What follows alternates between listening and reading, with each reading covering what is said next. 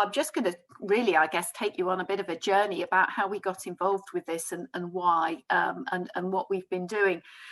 So when COVID hit last year, we had a lot of work that we were thinking that we couldn't continue with, and we really had to recalibrate and think about how we could support our system to be able to deliver the care and to respond to the COVID crisis as best they could.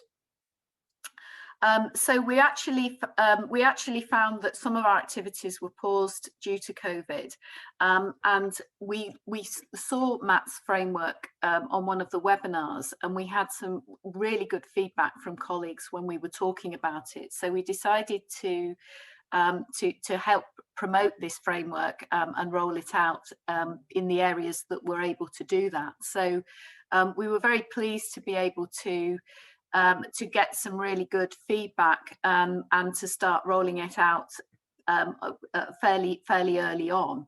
Now, we unfortunately had another crisis later on in the year last year, and so we weren't able to pursue it in quite the way we wanted to.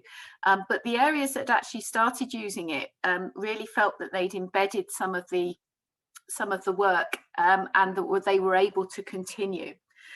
So we have quite a lot of experience in quality improvement initiatives. So we were able to work with those early enthusiasts to help get the projects moving. This is just to talk about what we did next and how we actually managed to embed some of these new ways of working. So there was a sort of element of flexibility that COVID did give to us in a strange sort of way. We were actually able to take opportunities of everything being thrown up in the air to actually start looking at, how we could make something of the pieces that were kind of falling around us. Certainly lots of people in lots of organizations started taking on different roles, and everybody was pulling together to try and help improve the situation and to manage the COVID crisis. So we're going to hear from Knowsley and how Shauna Johnston, a specialist asthma nurse, took that work forward there during the crisis. And also, of course, there are lots of other roles that came to do different types of work across the system. GPs, physician associates, different professions have taken the lead in this. And in practice teams, everybody had a role to play. So here we all are now, trying to think about things in a different way and actually looking to see what we can do in the aftermath of the COVID crisis. What lessons can we learn about organisational development and team roles? What can we learn about using communication, different ways of communicating and different ways of using technology? And as Matt showed, there's a range of technologies that are being used now that we may not have considered before the crisis. We're thinking as well very much about the situation around health inequalities and how we build resilience into our communities for health. And considering 90% of our patients are seen in primary care, it is, the primary care is at the heart of the community, and also primary care teams are able to know what makes their community tick. So we are very mindful that these frameworks are very much adaptable at a local level.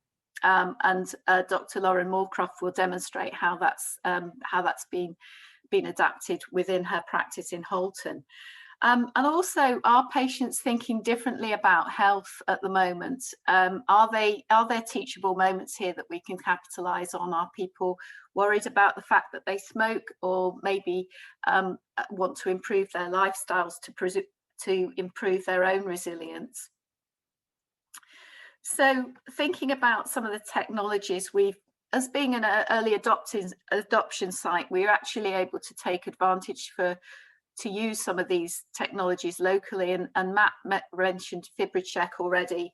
We're also working with some areas around using XioPatch, which is the stick-on ECG device.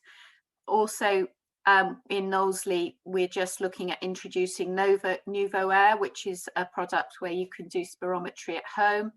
And in other areas in pulmonary rehab, we're working with a company called Rehab Guru to start delivering opportunities for patients to do their exercises and their rehab at home, rather than actually having to travel to a location. So how can the Innovation Agency support our region? We're looking, as Matt mentioned, proactive care is on the personalised care agenda, so it's being adopted across the country. We're one of the 3 pilot sites, so we're actually got access to some resources at the moment that we can bring to bear to support our region. We have some funding for backfill for the AHSN, for clinical leadership, and also for operational support that we might need to give. Also to provide some technologies so that practices can look at introducing something in a safe way if they were considering it previously perhaps, but felt that they might need a little bit of support around implementation. We can provide that. We are part of the NHS at Home family, so there's other NHS at Home activities that some of you will be familiar with. Pulse oximetry at home. We also are developing some work for heart failure and other conditions to follow a sort of a prioritisation framework. We're actively supporting BP at home in the AHSN, and Jane Bryars will tell you a little bit more about that in a moment. And we also have developed some local tools which we're applying, BPQI and the AFQI tool, which are nearly ready for deployment. We're just in the testing process now. Just to think about some of the things that we're doing to help make this happen. I've shamelessly stolen this slide from NHSX. I'm sure they won't be too upset. But basically, we're thinking about how we define and prioritize, and how we use those tools that are provided within the framework, and actually thinking towards what changes we want to see. And what types of interventions do we want to deploy, and those might be technologies or others. And what does success look like for us, and how will we measure it?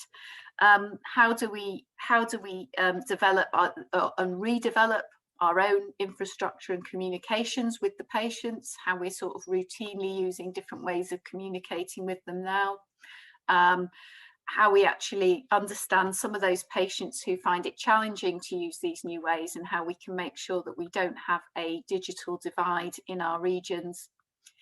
We also need to think as well about the training that people need when we're looking at different members of staff and different staff roles, and what we hope that they'll be able to fulfill within this framework. How we activate that training for them and provide them with what we need. And we're actually still working through some of these things.